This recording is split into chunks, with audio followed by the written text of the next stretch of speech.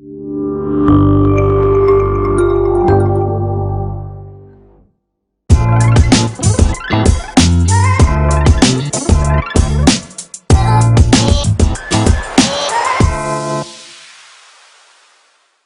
Mehdi Aléouin. Merci de l'invitation. Merci à vous de l'avoir accepté. Je rappelle que vous êtes sociologue et enseignant-chercheur à l'Université internationale de Rabat. Alors on s'est dit, j'avais du mal à identifier dans les radars, en tout cas dans mes radars, des intellectuels, ceux qui pensent, ceux qui réfléchissent, qui anticipent, parfois d'ailleurs, et sur la question des langues. Vous savez que c'est omniprésent dans le débat public aujourd'hui. Oui, effectivement. Et j'ai pas vu beaucoup d'intellectuels s'exprimer là-dessus. Je me dis, ça peut être l'occasion avec Mehdi Aléouin. Alors pourtant, il y a sociologue, ouais.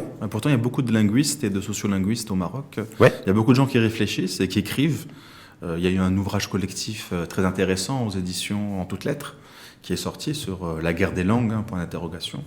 Donc, mais sur le débat qui est sorti, finalement, les intellectuels se sont peu exprimés. J'ai l'impression qu'il y a quand même un coût social à prendre la parole publique pour défendre l'idée de autre chose que l'arabisation. D'accord. Dire je suis pour l'enseignement de matières scientifiques ou techniques en français ou en anglais, oui. C'est prendre le risque de prendre des coups par la société, c'est ça en fait en clair? Oui, en tout cas, dans son entourage, de se faire critiquer, de te renvoyer, pour ceux qui sont très francophones, comme c'est mon cas, par exemple, de se faire renvoyer à l'idée qu'on n'est pas complètement marocain parce qu'on est francophone, ou de se faire critiquer. Donc il y a une dimension identitaire dans la langue. Et le problème, c'est qu'aujourd'hui, au XXIe siècle, il faut sortir de l'identité. Mais on n'est toujours pas sorti de ça aujourd'hui en 2019. Non. De ce piège ou ce traquenard, en tout cas, qui pourrait être tendu par des je sais pas, des formations politiques ou des individus X ou Y, de dire voilà, quand on parle si on prend le parti, j'ai envie de dire voilà, moi je suis pour l'enseignement de certaines matières en langue étrangère, c'est toujours d'actualité. C'est prendre vraiment un risque et de se faire taper dessus. Moi, c'est l'impression que j'ai, mais c'est basé vraiment sur une subjectivité. C'est pas sur un travail de terrain ou une étude que j'aurais menée. C'est de manière très subjective. Pour moi, défendre l'idée que l'arabisation s'est mal passée, que ça a été non seulement mal pensé, mais mal appliqué, et que ça a été une erreur stratégique. Qu'il fallait penser les choses autrement. Je me suis pris beaucoup de coups depuis longtemps sur cette question-là. Donc peut-être que c'est mon expérience personnelle qui me fait dire qu'il y a une guerre des langues et que ceux qui défendent autre chose que l'arabe, pas forcément éliminer l'arabe, pas du tout, mais une autre façon de faire de l'arabe sont plutôt des outsiders qui sont mis de côté et qu'on renvoie soit à la bourgeoisie, ce qui n'est pas complètement comprendre la réalité du pays. Beaucoup de Marocains francophones ne font pas partie de la bourgeoisie. Comme des populations arabophones qui font partie aussi de milieux extrémisés. Et donc, beaucoup de très grands arabophones sont des fils de LM. Sur cet ouvrage, La guerre des langues, est-ce qu'aujourd'hui c'est toujours pour vous une espèce de guerre entre guillemets de langue ou une surenchère populo-identitaire? Parce que j'ai l'impression qu'on est plutôt vers la deuxième tendance, non? Alors, c'est identitaire et c'est intéressant puisque même au niveau africain, on pourra regarder, il y en a des débats un peu équivalents. En réalité, il n'y a pas de nations qui peuvent vraiment émerger. En tout cas, c'est le modèle de l'État national classique qui ne peut émerger sans une langue forte, ce qui est une langue commune. Et quand on regarde, toutes les nations qui ont émergé généralement avec une langue qu'elle s'est elle-même créée. Les origines peuvent être latines, peuvent être germaniques, peuvent être arabes ou autres, mais il y a une langue qui a émergé à partir de cette racine-là. Donc la société marocaine a inventé une langue vernaculaire, une langue que la majorité des Marocains comprennent depuis des siècles, dont les racines sont arabes et amazighes, et avec plein d'autres influences. Et on a inventé une langue très dynamique qu'on appelle la darija, mais on l'a jamais suffisamment codifiée, on l'a jamais érigée au rang de langue nationale. Mais ça, c'est une langue de communication. Oui, mais communication donc avec une dimension purement sociale. Oui, mais le français est une langue de communication, comme le portugais est une langue de communication. Leurs origines sont latines. Est-ce que les ouvertures lorsqu'on utilise la langue portugaise, anglaise, chinoise ou autre, est-ce que ça va pas au-delà de la dimension sociale? Si, mais c'est la même chose. Même si vous prenez le chinois, c'est le mandarin, qui est une langue qui s'est impériale, qui s'est imposée aussi dans la violence, mais ça a été aussi une langue vernaculaire qui s'est qui a été parlée pendant longtemps dans de grandes régions de Chine, même s'il y avait des régions où elle n'avait pas accès. Si on prend le français, c'est pareil. Donc les gens parlaient le latin essentiellement, les savants. Même au Moyen-Âge, on parlait l'arabe. D'ailleurs. Ou le patois, voilà. Mais même on parlait l'arabe au Moyen-Âge. C'était la langue savante, le latin, l'arabe. C'était les langues qui connectaient au monde. Mais progressivement, la société a inventé une langue à partir du latin qui est devenu le français. Et on l'a codifié, c'est devenu la langue nationale et ça a permis une émergence plus forte parce que c'était non seulement la langue qui permettait aux gens qui résidaient dans le territoire de France de communiquer entre eux, mais c'est devenu la langue de l'État, les langues de la loi, les langues du savoir. Et une langue diplomatique aussi pour ce pays-là. À partir du moment où la France est devenue son puissance. extension. Oui. Donc ça veut dire, donc vous considérez que le débat aujourd'hui, il est sain, il est nécessaire? Le débat est nécessaire, il Oui. faut en parler, il faut immédiatement sortir de l'identitaire. C'est pas l'arabe le problème, c'est qu'on a fait de l'arabe identitaire. On a dit nous sommes des arabes. Nous sommes des arabes parce que nous sommes des musulmans. Donc déjà, c'est mal comprendre le monde musulman qui est composé d'une minorité d'arabes. Et même dans Je pense savoir que 80% des musulmans ne sont pas arabes ou ne parlent pas arabe. Complètement. C'est ça, les tendances. Voilà. Si on prend les Turcs ont fait un choix un peu dictatorial, mais leur langue est composée de 30% d'arabes. Mais ils ont unifié une langue à partir de l'arabe. Ils ont même décidé de changer l'alphabet arabe, de prendre l'alphabet latin, en inventant aussi des lettres, etc. Et on a créé une langue turque et la Turquie est devenue une puissance. Alors un État national avec ses défauts, etc. La difficulté, c'est que nous sommes un peu entre les deux. Et peut-être qu'au XXIe siècle, aujourd'hui, la forme de l'État national classique, avec une langue forte, etc., n'est peut-être pas le modèle adéquat. Parce qu'on voit qu'il est en crise, ce modèle. C'est pour ça que en Europe. En tout cas, il a montré ses limites. Il a montré ses limites. Et donc, du coup, c'est pour ça que je vous dis, pendant longtemps, on a dit, il faut une langue unifiée. Sauf qu'au Maroc, on a ramené une langue que ne parlaient pas les Marocains, qui était une langue sacrée, une langue magique, une langue magnifique, l'arabe, mais qui n'était pas perceptible directement par les Marocains. Et donc, du coup, il a fallu faire venir des profs du Moyen-Orient, des profs d'Égypte, etc. Ça s'est pas très bien passé, cette affaire. Ça a été très mal appliqué. Donc maintenant... Parce qu'il y avait une dimension idéologique aussi. Une dimension très idéologique. Donc, voilà. Mais ça veut dire qu'aujourd'hui, parce que avant de vous recevoir, on a reçu aussi des différents responsables politiques, différentes prises de vue et de discours un peu là-dessus. Et puis, en fait, il y a de se dire, voilà, il y a entre certains qui disent, il n'y a pas débat. Et d'autres qui disent, si, il y a débat, il faut qu'il y ait débat. Il y a nécessité, il est nécessaire de poser un débat. Mais on a l'impression qu'on a du mal, en fait. C'est les partis politiques à distance qui mènent une espèce de débat, les populations qui s'expriment grosso modo sur la toile et sur Internet, mais il n'y a pas de vrai débat, en fait, public, intelligible là-dessus. Non, le débat est très difficile parce qu'il est immédiatement pollué par tout ensemble de considérations idéologiques et identitaires. Alors, idéologie, c'est bien parce qu'il faut bien avoir des utopies, il faut bien avoir une pensée critique et critiquer le français parce qu'il est arrivé par la colonisation et parce qu'il continue à être la langue qui permet à une catégorie sociale de dominer. Il y a encore ce Roland-là. Oui, c'est la langue du colonisé, c'est la langue du colonisateur. C'est très présent, c'est très présent. Donc, dans les consciences. Dans les consciences. Donc critiquer cela, évidemment, ça tombe sous le sens et c'est une bonne chose. Sauf qu'il y a des gens qui ne savent pas aller au-delà de la critique. Ils s'arrêtent à cette idée-là, point. Et d'ailleurs, les mêmes qui critiquent de cette façon-là, des fois, envoient leurs enfants dans les écoles françaises ou dans les écoles privées dans lesquelles on fait beaucoup de français. Donc c'est à la fois critique et hypocrite. Et ça, c'est l'identitaire. Le problème de l'identitaire, c'est que c'est toujours hypocrite. Parce que l'identité, elle ne peut être que individuelle. Et nos identités, elles bougent. Le matin, on est de mauvaise humeur. J'ai une identité de mauvaise humeur. Le soir, donc on met dans l'identitaire tout ensemble de choses qui sont inaccessibles. On imagine l'homme parfait. L'erreur qu'on fait au Maroc et qu'on n'a pas réussi à dépasser, c'est qu'on est toujours en train de chercher l'homme providentiel. Bon, c'est notre dimension religieuse, ils sont très pratiquants, déjà très croyants et quand même pas mal pratiquants. Mais en plus, et donc dans la religion, il y a toujours l'homme providentiel qu'on attend.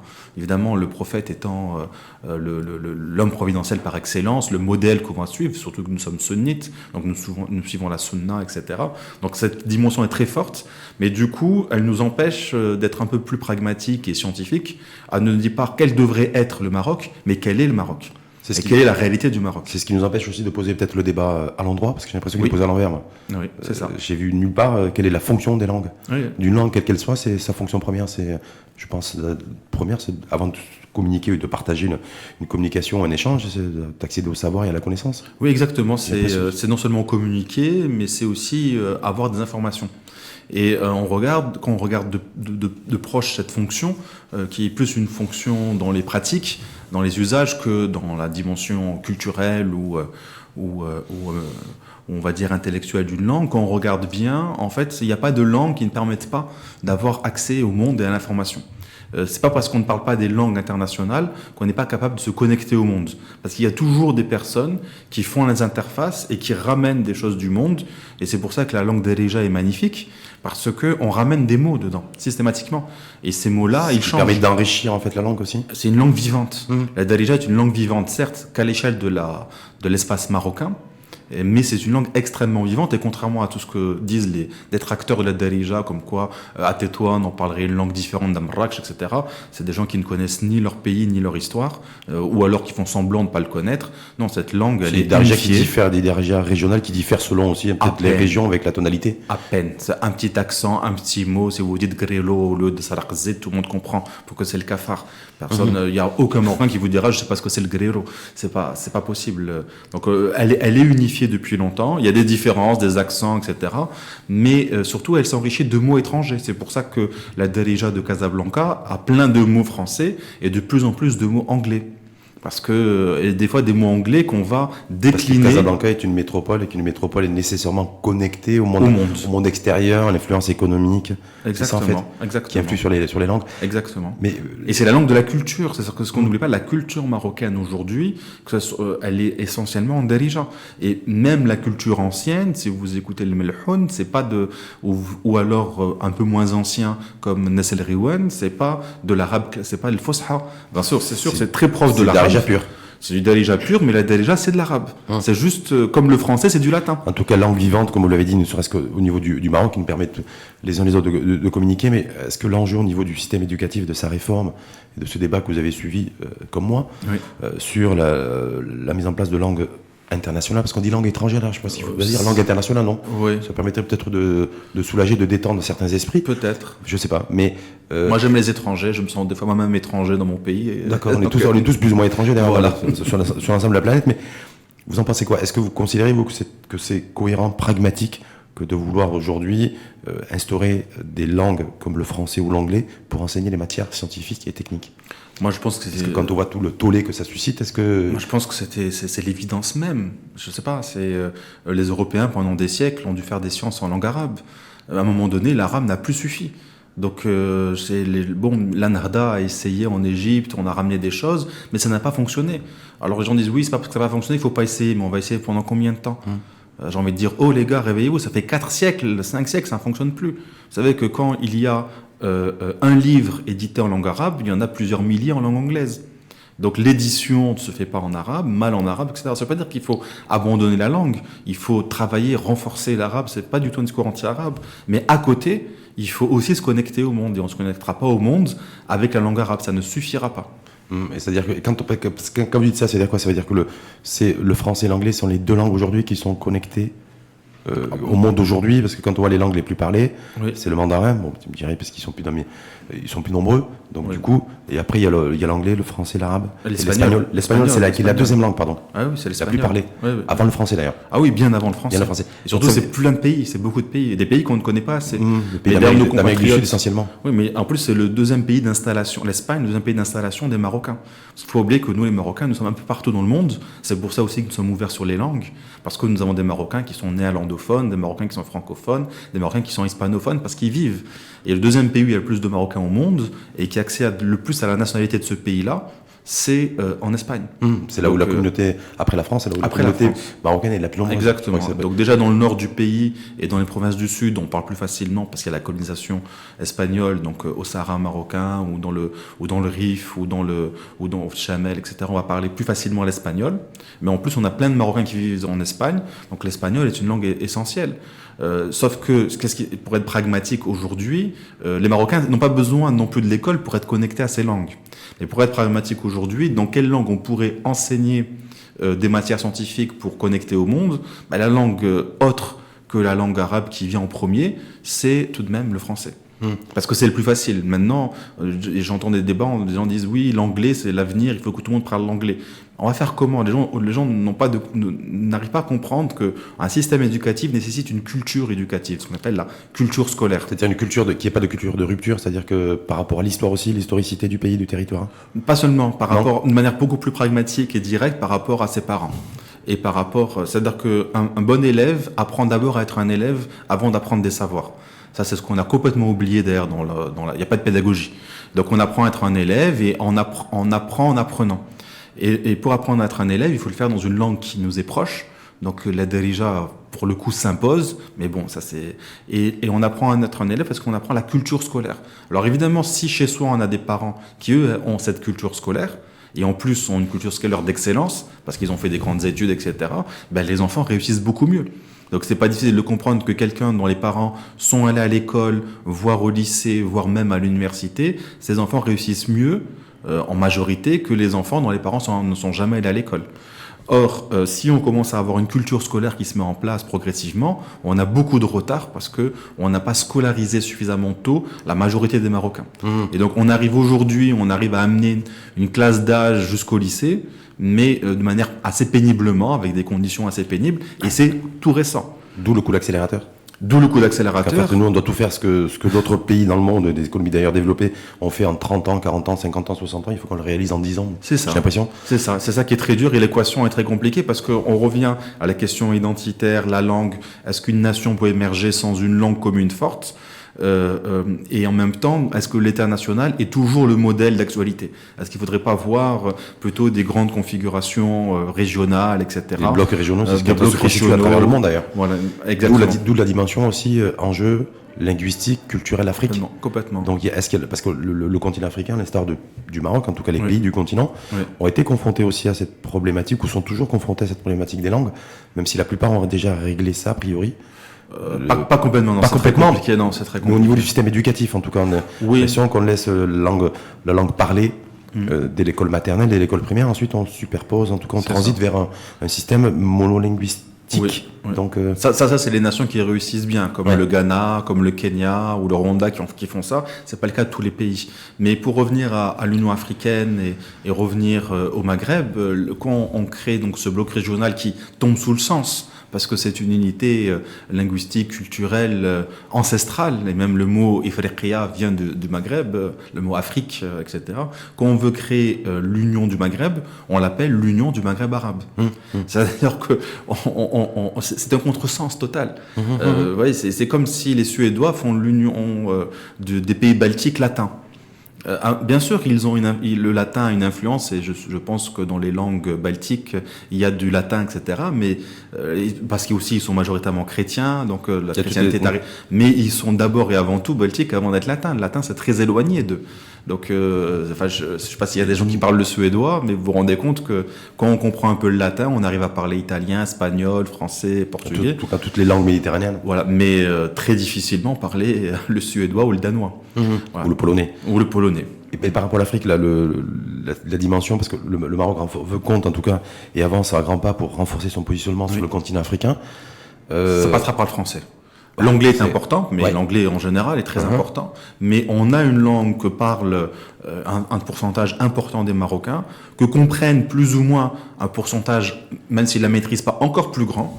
On a des intellectuels francophones, des écrivains francophones, des artistes francophones, on a des profs francophones. C'est une histoire qui est liée à la colonisation, hein, mais on les a, ils sont là. Et donc, on a toute une partie du continent africain qui est francophone. On va pas se couper de ça. C'est une erreur fondamentale. Mais j'ai envie de vous dire aussi que l'Afrique est quelque part un peu coupée en deux aussi, entre l'Afrique francophone et l'Afrique anglophone. Complètement. Et l'Afrique anglophone, dont les pays ont une économie qui est beaucoup plus dynamique que l'Afrique francophone. Oui, mais si les Sénégalais ont du mal à passer à l'anglais pour mieux communiquer avec les Kenyans, c'est pas les Marocains qui vont le faire. On ne peut pas décréter comme ça, du jour au lendemain, quelle langue on va parler. C'est ce qu'on a fait avec l'arabisation. C'est ça que les gens ne comprennent pas. On a décrété que l'arabe devait être la langue nationale, l'arabe, le fusha, la langue standardisée. On l'a décrété dans les années 70. En 79, l'affaire était pliée. On a viré les coopérants français des écoles publiques marocaines et on est rentré là-dedans. On a viré les sciences sociales, on a mis éducation islamique à la place, etc. Et on a pris cette voie. Et en prenant cette voie, on voit bien les limites pourquoi ? Parce qu'on a décrété idéologiquement que l'arabe était la langue des Marocains. Est-ce qu'à cette époque-là, on avait les enseignants pour... Non, on les avait pas, on les a fait venir du Moyen-Orient. En fait, aujourd'hui, dans la perspective d'avoir l'enseignement en français de langue des mathématiques, par exemple, il y a le Cirlel Fouad Doueri qui était ici même la semaine dernière, qui disait oui, nous, ok, d'accord, mais est-ce qu'on a les enseignants pour ? Et je crois qu'on les a pas. Donc, est-ce qu'on se retrouve 40 ans après, en fait, lorsqu'on a arabisé le système éducatif, on n'avait pas les enseignants pour enseigner en arabe les matières. Et je me dis aujourd'hui qu'on voudrait enseigner certaines matières en langue étrangère, et en français ou en anglais, mais en français essentiellement, on n'a pas les profs. Oui, de manière pragmatique, il a raison. Sauf qu'il y a quand même un tour de passe-passe là-dessus, parce que les CRL étaient quand même ceux qui ont porté cette réforme de manière même violente dans les termes, avec une grande violence symbolique à l'égard d'une grande partie de nos compatriotes qui sont amazigh-rophones par exemple, avec beaucoup de violence, à l'égard aussi même des populations plus rurales qu'on appelle de manière raciste, les Aroubi, les Aroubiya, etc., les petits Arabes, vous n'êtes pas vraiment des Arabes, pas vraiment des Berbères, etc. Donc il y a beaucoup de violence symbolique dans la manière dont a été menée la réforme, et à l'époque, les rares personnes qui tiraient la sonnette d'alarme en disant mais on n'a pas les profs, comment on va faire, etc., ils n'ont pas été écoutés par les CRL. Alors c'est rigolo que les CRL nous rejouent cette histoire-là, quoi. Mais inversé. Rigolo, moyen, c'est moyen, parce que je me dis que 40 ans après, on se retrouve avec la même problématique. C'est-à-dire qu'il y a 40 ans, on n'avait pas les profs pour enseigner l'arabe, en arabe certaines matières, et puis aujourd'hui, on n'aurait pas les profs pour enseigner certaines matières en français. Oui. Malheureusement. Et donc on perd du temps, on se tape la tête contre les murs, on ne sait pas où on va. Ce qu'on comprend pas, c'est que on ne change pas, on change toujours par le haut. Parce que d'ailleurs c'est ce qu'ont fait les Syriens dans la réforme de la langue arabe, parce qu'eux aussi ils ont leur darija, ils ont leurs différents parlers, le kurde, tout un ensemble de choses. Il y a plein d'exemples à travers le monde. Exactement. Et ils ont d'abord arabisé pour avoir l'arabe standard par le haut. Alors on s'est dit c'est contre-intuitif. Les gens arrivent à l'université, ils parlent pas l'arabe. Non, ils avaient des savants, ils avaient comme au Maroc des grands intellectuels qui parlaient l'arabe. Et donc on a commencé à faire redescendre l'enseignement. Pour le démocratiser, il faut d'abord qu'il ait des formateurs de formateurs. Et il faut que ces formateurs de formateurs soient bons. Et donc il faut démocratiser progressivement et en partant par le haut. On change pas l'éducation en partant directement par le bas, en mettant plein d'écoles et on ouvre des classes, mais on sait pas qui on va mettre dedans. Et donc on prend le premier venu qui a un petit diplôme, on lui dit tu vas être fonctionnaire et tu vas aller enseigner. C'est pas comme ça que ça marche, c'est beaucoup plus compliqué. Sauf si on a un petit pays, sauf si on a 2 millions, 3 millions de personnes. Parce que c'est intéressant la problématique du corps enseignant. Est-ce qu'il est au rendez-vous des dynamiques linguistiques et du développement des langues et des langues dynamiques et vivantes pour être connecté au monde? Parce que je crois que l'Afrique, c'est la même problématique. Même problématique, mais les universités sont très dynamiques. Les universités marocaines retrouvent beaucoup de dynamisme, même si parfois certains syndicats d'enseignants de mes collègues sont un peu durs, les syndicats étudiants aussi. L'UNEM étant totalement phagocyté idéologiquement, enfin ils l'ont toujours été, mais une idéologie quand même assez identitaire, ce qui n'était pas forcément le cas de l'UNEM avant, qui était plus social qu'identitaire. Mais au niveau des profs, au niveau de la recherche, aujourd'hui, il y a beaucoup de dynamisme dans les universités marocaines, dans les facultés de lettres et de sciences humaines. On parle de privé et public. Alors le privé, je pense à le privé public, comme mon institution, l'UIR, je pense que ça donne un coup de fouet. Mais je pense que c'est pas seulement le coup de fouet, je pense que c'est une nouvelle génération, beaucoup plus urbaine, qui a une culture aussi, non seulement urbaine, mais scolaire, comme je l'expliquais. C'est démographique, parce qu'ils ont non seulement eu des parents qui sont allés à l'école, mais certainement certains des grands-parents qui ont commencé l'école, peut-être qui sont arrêtés, comme on disait à l'époque, au certificat d'études. Mais du coup, on a 3 générations de gens qui sont passés par l'école, qui ont plutôt grandi en ville, qui parlent l'arabe, le français, qui sont connectés au monde. Et c'est ces jeunes étudiants qu'on a aujourd'hui à l'université. Et certains même passent des doctorats qui sont les futurs collègues. Donc il y a des dynamiques négatives, mais il y a quand même des choses très intéressantes à l'université marocaine qui se passent. Et on retrouve ça sur le continent. Il y a un renouveau des intellectuels africains. Quand je dis renouveau, c'est pas pour manquer de respect. Il a toujours été dynamique, mais peut-être il y a une. En tout cas, il y a des voix aujourd'hui qui sont. Il y a une meilleure perception dans les universités africaines. Voilà. Renouveau, c'est mal dit. Il y a une meilleure perception de ce qui se passe dans les universités et avec des gens qui sont à la fois dans le local et dans le global. C'est-à-dire qu'ils ne sont pas juste dans l'idée, il faut construire sa nation, il faut tout de suite, ils sont dans une réflexion beaucoup plus large, ils pensent à la fois le lieu et le monde. Donc ils ont un globe terrestre en termes de vision. Exactement. Justement, sur l'enjeu culturel pour le Maroc, pour le continent africain, vous parliez d'intellectuels, il y a Felwine Sarr, l'écrivain sénégalais, économiste, mon collègue, qui a fait parler de lui il n'y a pas très longtemps, lorsqu'il a demandé à la République française qu'elle restitue tous les objets de valeur qui avaient été pillés pendant la colonisation. Il a eu d'ailleurs l'accord et le feu vert d'Emmanuel Macron dans ce sens. Mais au-delà de ça, c'est sur ce qu'il propose aujourd'hui, que l'Afrique doit se réinventer. L'Afrique doit se réapproprier aussi l'imaginaire collectif l'Afrique doit pouvoir dessiner sa propre utopie aussi. Exactement. Est-ce que vous faites partie, vous, Mehdi Aliouad, de ces personnes qui sont sur la même ligne de pensée que lui? Ah oui, totalement. Un grand admirateur, c'est un ami. Il m'a fait l'honneur de m'inviter aux ateliers de la pensée. Donc il a sorti un livre extrêmement important qui s'appelle Afrotopia, que j'invite vraiment les Marocains à essayer de se procurer de le lire. Je crois qu'il y a une traduction arabe en plus qui va sortir. Et donc avec un autre collègue, notre ami Achille Membe, qui est un grand penseur camerounais, qui est aujourd'hui en Afrique du Sud par choix, qui va être sur le continent. Donc il est dans la meilleure université africaine qui s'appelle Wits University. Et parfaitement anglophone. Bah oui, c'est qu'en anglais, oui, même s'il a fait sa formation en français et en France, mais il est devenu anglophone. Il était à Harvard, mais il a préféré enseigner. Ces deux grandes figures ont décidé de monter ce qu'ils ont appelé les ateliers de la pensée de Dakar. Donc Achille Membe et Felwine Sarr, c'est important de le situer parce que c'est un moment capital dans la construction d'une nouvelle pensée africaine critique, mais une pensée africaine qui est une Afrique mondialisée aussi. Donc c'est l'Afrique, c'est les afro-diasporiques. Une Afrique aussi réconciliée avec son histoire. Avec son histoire, et surtout l'idée de ne plus penser l'Afrique en dehors de l'Afrique du Nord. Parce que pendant longtemps, et c'est devenu identitaire, il y a un glissement sémantique. L'Afrique, comme si c'est devenu l'Afrique noire, comme on disait, de manière péjorative, comme s'il n'y a pas des hommes ou des femmes noirs de peau en Afrique du Nord, et comme s'il n'y a pas des gens plus clairs en Afrique au sud du Sahara. Donc on a donné une position soit géographique, soit raciale, mais en fait, encore une fois, identitaire. Donc l'idée, c'est de sortir de tout ça et de chercher dans le continent une voie d'unité pour essayer de trouver des problèmes pragmatiques de solutions que l'on vit sur place. C'est très important parce que ces mouvements-là, ils ont été inventés dès l'esclavagisme, par les résistances contre l'esclavagisme, et ensuite il y a eu plusieurs temps, notamment celui de la décolonisation. Parce qu'à un moment donné, ce mouvement panafricaniste, etc., aux consciences noires, ou tout ça, a été en dehors du continent, parce que c'était surtout les descendants d'esclaves qui se battaient contre le racisme et la violence qu'ils ont subie. Mais avec le mouvement de décolonisation, l'Afrique est redevenue puissante dans ces mouvements-là intellectuels. Et donc l'idée, c'est de revenir à une Afrique monde, une Afrique unie, puisque tous les grands enjeux, qui soient écologiques, socio-économiques aujourd'hui, ne pourront pas être pensés en dehors d'une pensée africaine. Si on les pense avec le logiciel européen occidental, ça ne fonctionnera pas. C'est ce que dénoncent aussi beaucoup d'intellectuels africains, dont Felwine Sarr, qui dit attention, tous les modèles occidentaux de développement ne sont pas adaptables, ne sont pas modélisables aux pays africains, et c'est l'Afrique et les populations africaines qui doivent prendre leur destin en main pour créer leur propre modèle de développement aussi. Exactement. Est-ce que c'est pas utopique, ça? Non, c'est pas du tout utopique. De toute façon, on ne pourra pas changer les choses si on n'a pas des utopies, si on n'a pas des résistances. Si on demandait la langue à quoi elle sert, la langue, elle sert à créer justement ces utopies, ces résistances. Elle sert à discuter entre nous, à échanger, mais surtout à avoir de l'information du monde.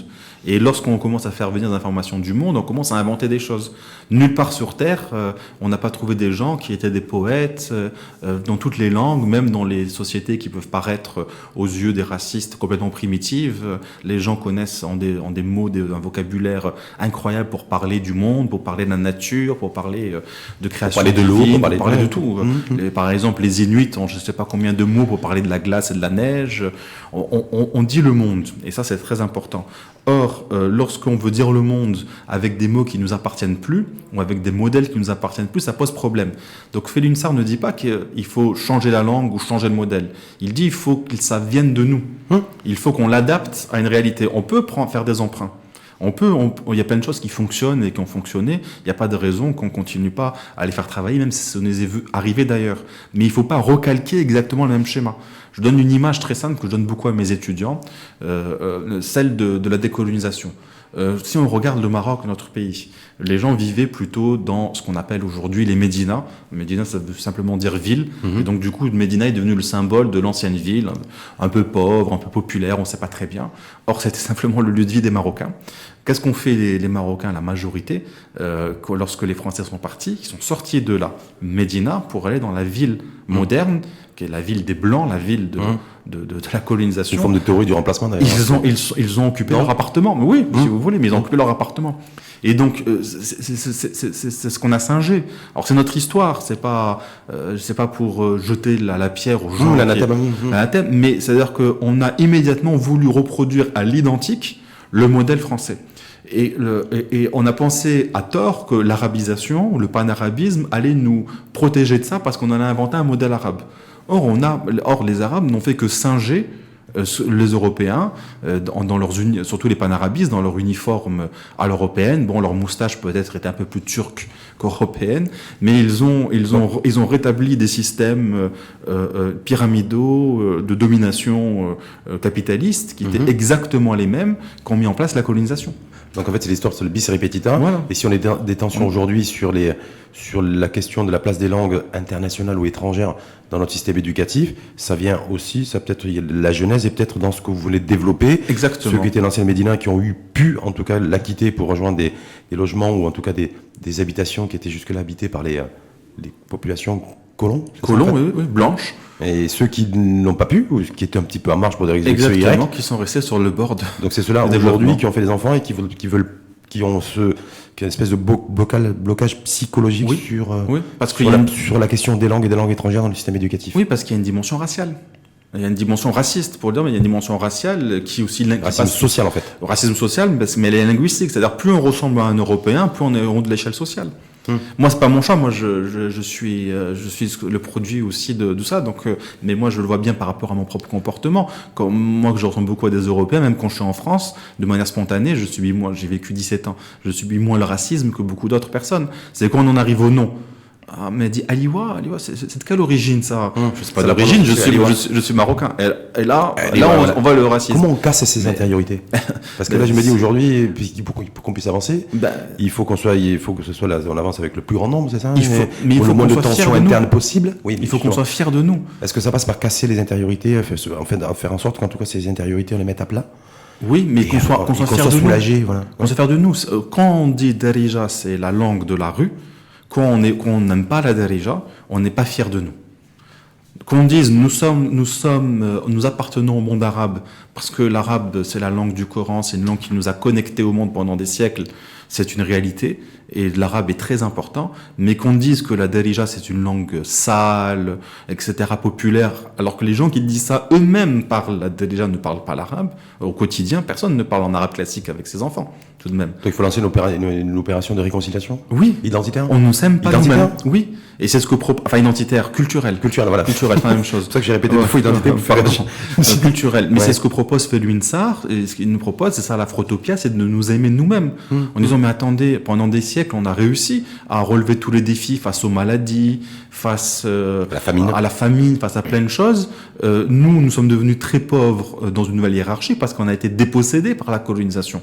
Et pour l'Afrique du sud de Sahara avec l'esclavagisme a été dépossédée aussi de sa démographie. Ça a été une saignée démographique.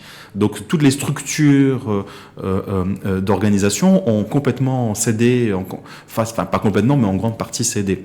Et donc il faut tout réinventer. Ça ne veut pas dire qu'il faut recopier ce qu'on faisait dans le passé, mais il faut trouver à la fois un lien entre le passé et le futur.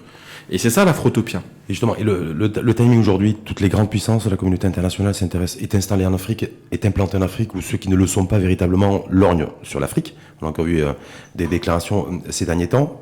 Est-ce que ça, c'est une bonne chose pour cette opération de réconciliation, de remise en place d'un échafaudage aussi culturel, solide, pour construire une Afrique qui marche qui emprunte en tout cas la marche du monde? C'est un vrai problème. Voilà, c'est un vrai problème et ça va être très dur de résister à tout ça et ça crée des conflits là où il devrait pas en avoir parce que c'est des conflits importés. Ou alors des conflits locaux qui sont exacerbés par des conflits importés entre des groupes concurrents, etc. Mais vous savez, même dans l'histoire, par exemple, entre le Maroc et l'Algérie, à la frontière vers l'Atlas et la frontière entre l'Algérie et le Maroc, qui est une frontière artificielle construite par la France, et dont une partie aurait dû être rétrocédée au Maroc, et ça n'a pas été le cas à l'indépendance de l'Algérie. Il y a une concurrence très forte entre deux entreprises françaises, pourtant c'est le même pays, des mines, et cette concurrence a fait qu'on va décider que telle partie c'est le Maroc et telle partie c'est l'Algérie, parce que l'État français va trancher pour ne pas léser l'une ou l'autre partie. Mais ils vont exacerber localement tout un ensemble de problèmes, alors que les populations qui sont là étaient assez unies. La frontière était artificielle. Et on peut multiplier les exemples. Alors quand vous rajoutez en plus des puissances qui sont étrangères antagonistes, là on parle du même pays mais deux entreprises concurrentes.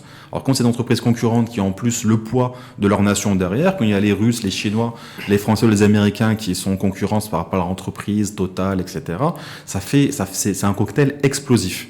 Ça sera très dur de résister. Et donc il va falloir avec tout ça trouver une dimension culturelle, en fait, construire en tout cas un logiciel culturel partagé. Et je pense que le Maroc a un rôle à jouer important.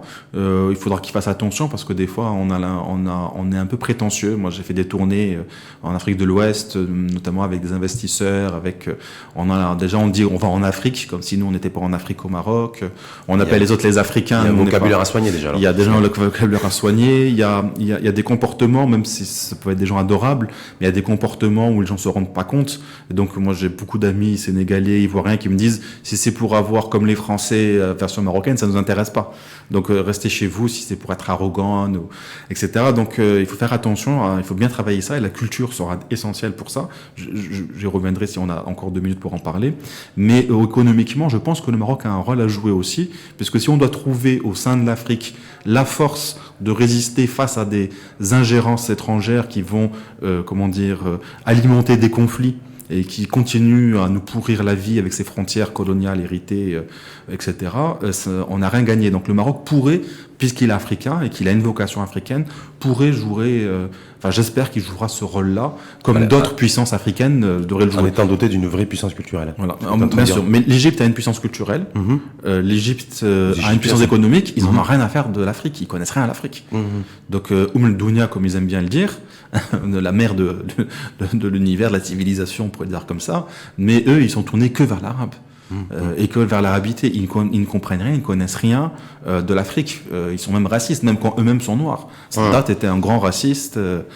Lui-même était pourtant originaire du Sud. Arabe littéraire, il parle parfaitement anglais aussi, parce qu'il est anglophone aussi. Donc. Ah ouais, mais tout le Proche-Orient, les gens pour réussir, il faut qu'ils parlent l'anglais. Hein. Donc ils nous font nous la jouent à l'envers, comme on dit vulgairement en français. Par rapport aux Français et au Maghreb, eux, ils ont été colonisés par les Britanniques majoritairement. Vous allez, même en Arabie Saoudite, ceux qui font du business sont parfaitement anglophones. Hein. Donc on peut pas avoir ou le français ou l'anglais ou l'espagnol. On peut pas s'en passer, c'est impossible. Juste une dernière petite question parce qu'il y a les nouvelles technologies aussi, Internet. Et quand on voit, je me suis intéressé en préparant votre venue, me dire allez voir, regardez un petit peu sur Internet quelles étaient les langues les plus utilisées, et puis quels étaient-ils en fait des enjeux linguistiques. Et a priori, il y a depuis l'émergence d'Internet et son accélération, il y a de plus en plus de langues qui meurent. Il y a des études qui font référence à des langues qui disparaissent tous les 15 jours. Oui. Donc, avec aussi un monopole d'une dizaine de langues qui mobilise 90% du contenu sur Internet. Donc, est-ce qu'Internet aussi, ça va être aussi une donnée qu'il va falloir prendre en compte aussi dans tout ce qui est construction de systèmes éducatifs multilinguistes? Alors, moi je suis un peu, sur ce que vous dites sur Internet, les réseaux sociaux, les médias sociaux, là je suis d'accord. Mais déjà pour la question des langues qui meurent, en fait, moi je sais pas la vision que j'ai. Moi je pense que. Parce que vous dites qu'il y a à peu près 6500 langues dans le monde. Oui. 2000 sur le continent africain. Et qu'il y a de moins en moins. C'est là où il y a le plus de langues, de langues d'usage. Parler, c'est. Voilà, c'est 2000 sur le continent, c'est un peu plus de 5000 ou à peu près 5500, 6000 à travers le monde.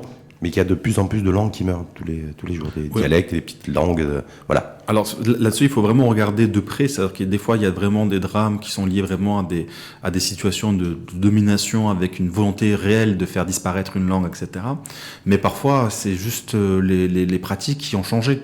Et même c'est la modernité des territoires, la modernité des pays. Non, c'est depuis tout le temps. La modernité était importante, c'est peut-être un accélérateur, mais depuis tout le temps, les langues ont évolué. Donc le problème, c'est de croire qu'il y aurait des cultures pures. En fait, il y a la culture qui est la culture humaine et elle est universelle, non pas d'un universalisme abstrait, mais la culture en général, c'est capable de communiquer, d'échanger, de prendre soin des plus faibles, de partager un savoir, de partager, etc.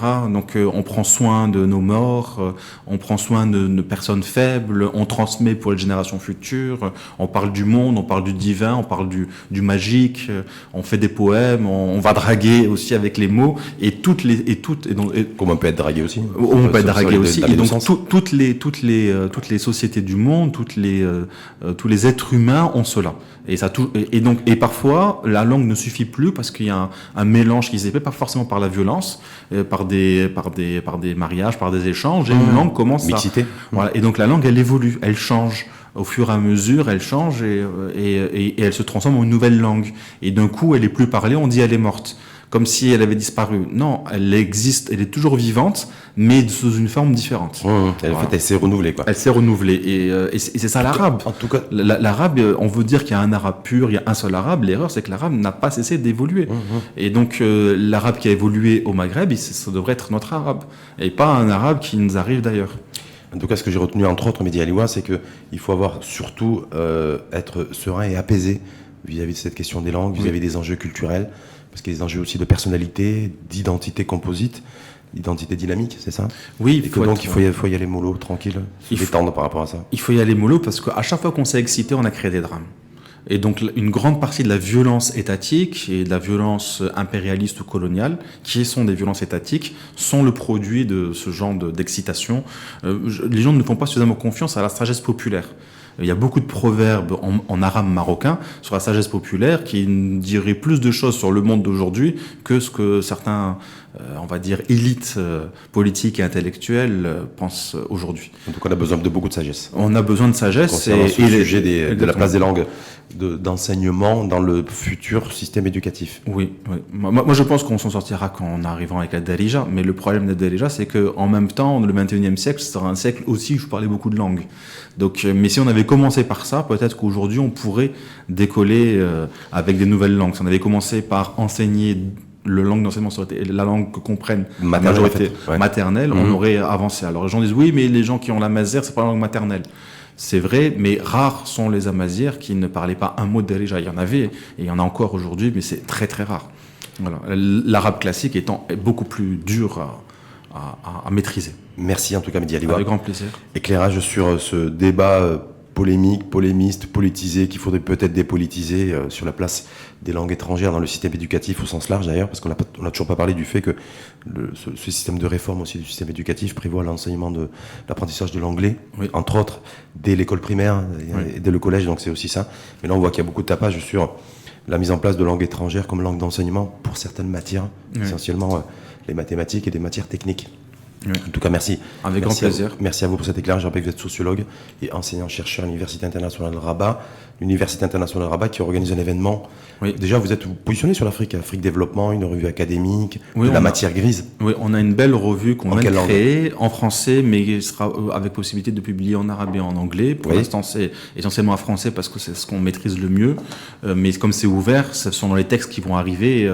On publiera dans la langue des textes où ils arrivent. Et donc, ça s'appelle l'Afrique en mouvement. Afrique peut-être avec un S pour montrer qu'il y a aussi des Afriques. Et ça concerne surtout les questions de globalisation et de mobilité humaine. Avec la dimension à la fois humanitaire et puis culturelle. Une dimension très sciences humaines et sociales, mais avec aussi une ouverture sur les technologies, l'économie, etc. Mais c'est d'abord comprendre quelles sont les dynamiques aujourd'hui qui agitent le continent africain. Et ces dynamiques sont liées aux mobilités, mobilité interne, mobilité internationale, et sont liées à la globalisation. Et donc, avec une analyse des facteurs à la fois endogènes, à la fois exogènes. Exactement.